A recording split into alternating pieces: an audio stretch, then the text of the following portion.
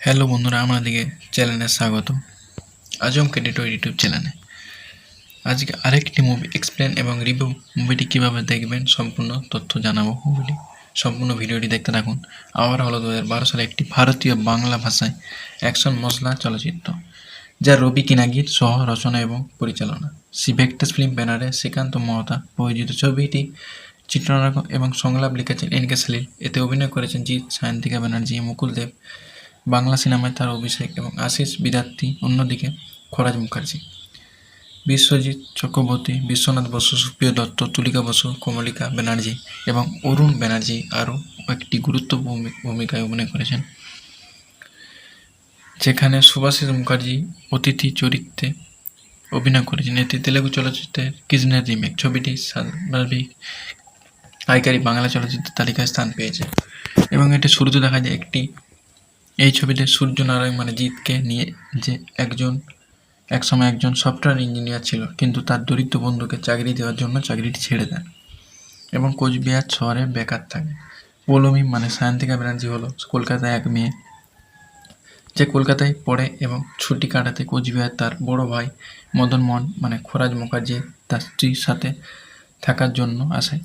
রন মেলায় প্রথম দেখাতে সূর্য পৌলমী প্রেমে পড়ে এবং তার পণ জয় করার জন্য তাকে তাড়া করতে শুরু করে এবং তার বড় ভাই উপেন্দ্র নারায়ণ, বিশ্বজিৎ চক্রবর্তী এবং শালিকা তুলিকা বসু এর সাথে ভাড়াটে হিসেবে তাদের বাড়ি উপরের অংশে প্রবেশ করে। এই প্রক্রিয়ায় সূর্য স্থানীয় উগ্র শৈশব সনাতন পাঁজা, তমাল রায়চৌধুরী এর সাথে সংঘর্ষে লিপ্ত হন এবং তাকে একজন টাপুরি ভেবে পৌলমী প্রথমে তাকে ঘৃণা করে, কিন্তু পরে সে তার আসল স্বভাব বুঝতে পারে। সে কলকাতায় ফিরে আসে এবং তার বড় ভাই আশিস বিদ্যার্থীর সাথে থাকে, যে একজন প্রাক্তন নির্মাতা এবং বর্তমানে একজন অত্যন্ত শক্তিশালী দাঙ্গাবাজ, এবং তার ভাই বোনের প্রতি অন্তত অধিকার এবং সুরক্ষাকারী। সূর্য পৌলমীকে অনুসরণ করে কলকাতায় আসে এবং মদন মোহন সাহায্যে তাদের বাড়িতে প্রবেশ করে এবং অবশেষে তারা দুজনে তাদের প্রেমে স্বীকার করে। সেখানে সূর্য পৌলমীকে অতীত সম্পর্কে জানাতে পারে এবং কীভাবে কুখ্যাত এবং নিষ্ঠুর টনির ভরতের মুকুল দেব তাকে তার কাকা সুপ্রিয় দত্ত দ্বারা বিয়ের জন্য তাড়া করে। সূর্য টনির সাথে লড়াই করে এবং পৌলমীর বড় ভাই টনিকে হত্যা করে এবং সূর্য পৌলমীকে বিয়ে করে। এবং পরিচালক করেছেন রবি কিনাগি, চিত্রনাটক লিখেছেন এনকে সলিল, গল্প লিখেছেন আবকুল শিব, প্রযোজনা করেছেন সি ভেক্টাস ফিল্ম, অভিনীত জিৎ, সায়ন্তিকা ব্যানার্জি, মুকুল দেব, আশিস বিদ্যার্থী এবং সিনেমাটোগ্রাফিক মোহন ভার্মা, সম্পাদক করেছেন মোহাম্মদ কালাম, সঙ্গীত করেছেন জিৎ গাঙ্গুলি, প্রযোজনা সংস্থা সি ভেক্টাস ফিল্ম, বিতরণ করেছেন সি ভেক্টাস ফিল্ম।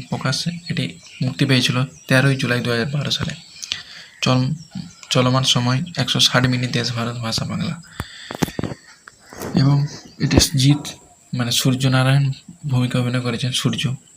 পৌলমী চরিত্রে অভিনয় করেছেন সায়ন্তিকা ব্যানার্জি, টনি ভরদ্বাজ, যিনি সমস্ত স্থানীয় বিধায়ক এবং মন্ত্রীদের নিয়ন্ত্রণ করছেন, মুকুল দেব, ইন্দ্রজিৎ, আশিস বিদ্যার্থী চরিত্রে অভিনয় করেছেন, খরজ মুখার্জি মদন মোহন চরিত্রে অভিনয় করেছেন, কমলিকা ব্যানার্জি মদন মোহনের স্ত্রী চরিত্রে অভিনয় করেছেন, সুপ্রিয় দত্ত, গণধর চক্রবর্তী টনির কাকা, বিশ্বনাথ চক্রবর্তী, তুলিকা বসু সূর্যের শালিকা, উপেন্দ্র স্ত্রী, বিশ্বনাথ বসু সূর্যের বন্ধু, তমাল রায়চৌধুরী সনাতন পাঁজা, সুভাষিস মুখার্জি যে লোকটি সূর্য এবং পৌলমীকে ঘর ভাড়া দেয়, মৌসুমী দাস প্রশান্তের মেয়ে, রিন্টু দে বুবাই উপেন্দ্র ছেলে এবং সূর্যের ভাগ্নে, রজত গাঙ্গুলি প্রশান্তপুর কর্পোরেশন চেয়ারম্যান, অরুণ ব্যানার্জি অ্যাডভোকেট, দুলাল ভৌমিক।